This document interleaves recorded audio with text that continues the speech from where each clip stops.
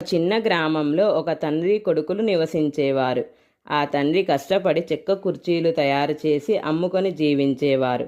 తండ్రి తన కొడుకు కోసం ఒక చిన్న చెక్క ఏనుగు బొమ్మను చేసిచ్చాడు.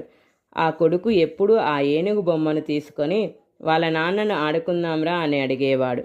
కానీ ఆ తండ్రి పని వలన అతనికి ఆడుకోవడానికి కుదరలేదు. అలా చాలా రోజులు గడిచిపోయాయి. ఆ పిల్లవాడు మిగతా పిల్లలు తన తండ్రితో ఆడుకోవడం చూసి బాధపడేవాడు.